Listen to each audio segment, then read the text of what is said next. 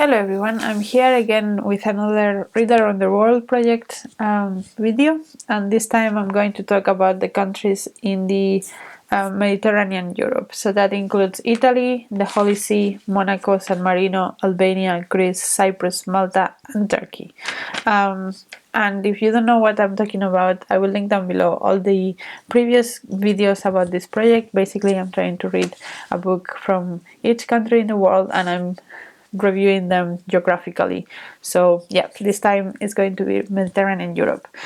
I want to start by talking about Holy See, Monaco, San Marino, and Malta, because I read one book for all of these countries, because I did find some books that I wanted to read from some of them, but I couldn't get them. It was too difficult to search them. So I ended up reading the same book for all of them, and that's Secrets of the Seven Smallest States of Europe, which covers these 4 countries plus Luxembourg, Liechtenstein, and Andorra.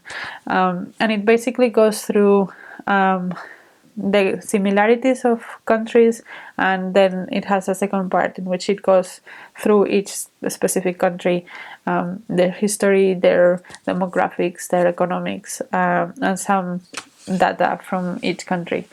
So yeah, I like this book. I think it was not perfect, but I enjoyed to learn more about these countries. There were many things that I didn't know about. It seems that the Holy See and Malta are the most distinguishable ones, because the Holy See is obviously it's very, very small. It's the smallest country in the world, but also it's the papal state, so nobody is born there. They don't have any facilities for anything. It's very difficult to actually live there. And it's kind of a dictatorship in a way, like the Pope decides everything. So it's very unique in its forming and in its politics. And then Malta, it's very isolated because it's an island. It's the only island microstate of Europe. Like in the world, there are many microstates that are islands, but in Europe, it's only Malta. And it's also like in the middle of the Mediterranean, so they have a lot of influence from the north of Africa as well. So the language is very related to Arabic in many ways, and it's the way that they work is like quite isolated. They don't have sort of like a big sister that takes care of them. Like, for example, San Marino is inside of Italy, or Vatican City is inside of Italy, so a lot of things work within Italy. Like the Holy See doesn't have any schools because all of the children, the few children that live in Vatican City, go to school in Rome, or the postal services, that kind of thing. But Malta has to do that all by themselves because they are not attached to any country. So yeah, those are some of the things that I learned about these states. Also, San Marino has it's the oldest republic in the world, which I didn't know, and they also have this very unique way of governing themselves. So they have 2 sort of presidents that govern the country, and each 6 months they change one of them. They have elections and they change one of them every 6 months, which seems to be like a super democratic way to do things, because then nobody one person has all of the power, which is also very unique for the microstates. Normally there is always like a king or a duchess or a pope or something that does have all the power, but in San Marino it seems to be super democratic. So that was cool to learn as well. And yeah, those are the kind of things that you can learn from this book, and I think it is very interesting to read about all of these microstates.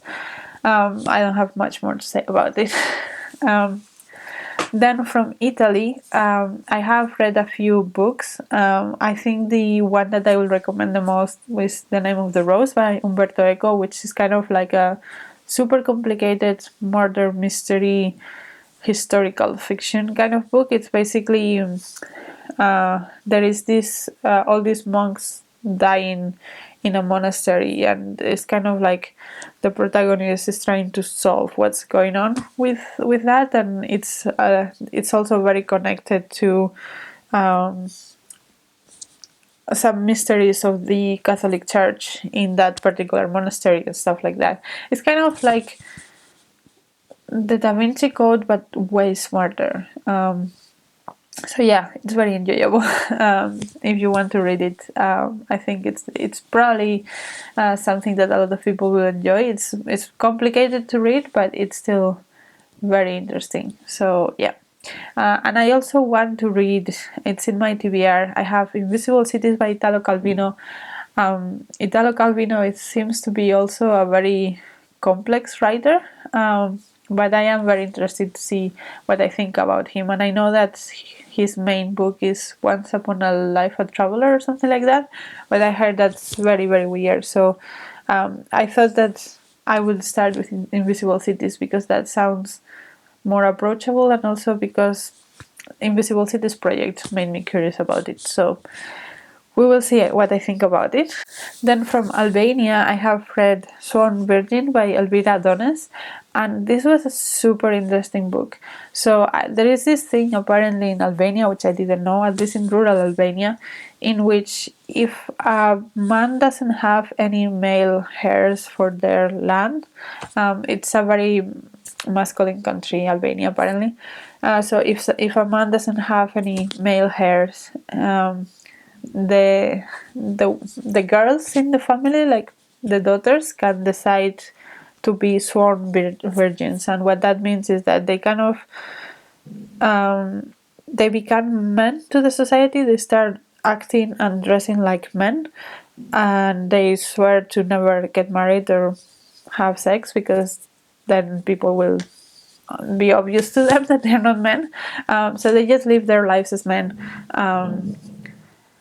And that's basically what they do. So the book follows this girl that does that and becomes a man in the society, so that they can keep the land within the family. And it was really interesting to know about this. I didn't know anything about this practice in Albania, and with all these conversations about transgender people, I think it has become a more prevalent topic within society to talk about trans rights and all of that, which is great. But I never thought about like being transgender as kind of a way in which your family pushes you to keep the land that your family has. It was a very weird thing. And then at the end of the book, she ends up going to live with her sister who lives in the US, and then she is allowed to become a woman again, but she kind of lost the ability to be a woman because she has been living like a man for many, many years. And it's a balance that she has to explore. It was a very interesting book. Maybe the writing is not like the highlight of the book, but I will still recommend, because the topics that are explored are so new to me and so interesting, and I think it will be also new to many people. Then for Cyprus and Turkey, I actually have two books, different books from the same author, and the author is Turkish, but one of them focuses on Cyprus, so I thought I will include it in the Cyprus category, and that's The Island of Missing Trees by Elif Shark. So I read this recently as well, and I really enjoyed it. And The Island of Missing Trees is about this family that the father and the mother are from Cyprus, and one of them is Greek and one of them is Turkish. Within Cyprus, there is like two different ethnicities within Cyprus, and they are supposed to be kind of enemies. They are not supposed to mix. They are not supposed to have children. So it was kind of a Romeo and Juliet situation with this relationship. So they decided to move to London to take a bit of distance between that, and also because Cyprus was going sort of in a civil war. So they moved to London, and they have a child there, and then the mother has died, and the book explores the relationship between the girl and the father, and she's trying to understand her culture, her Cypriot culture, and the father is trying to explore that. And there is also, of course, a fig tree that it's also a character in the book. That was a bit gimmicky, but I enjoyed it personally. I know not everybody does, but I did. So yeah, I really recommend this book. I think it's really well done, and yeah, it was a very enjoyable read. I really like Elif Shark, which brings me to the book for Turkey, which is 10 minutes 38 seconds by Elif Shark. And this book is about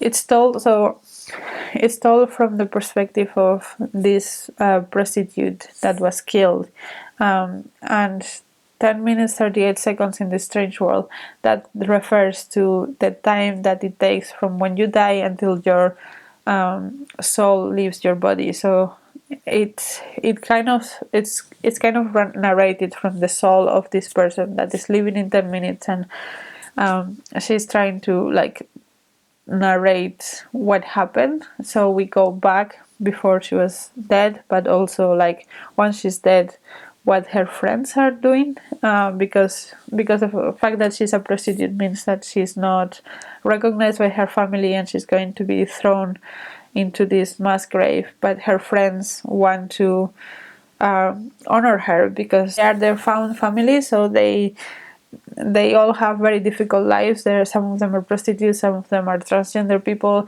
They are all misfits in society, and they became a family of their own, and they want to honor that part of their family that has died, and also know what happened. So we have that part, and we have the part of what happened to her and what it was like to live, how she lived, and how she ended up there.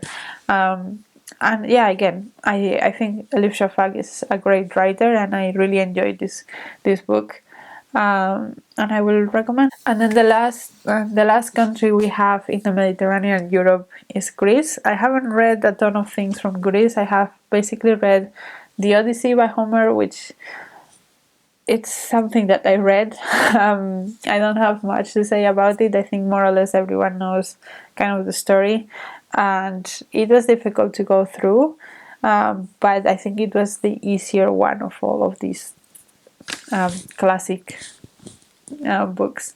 And then I also read Zorba the Greek by Nikos Kazantzakis, which I think is considered a modern classic. I read it a long time ago, so I don't remember much of it. But as far as I remember, it was about this old man in Crete and his struggles with life.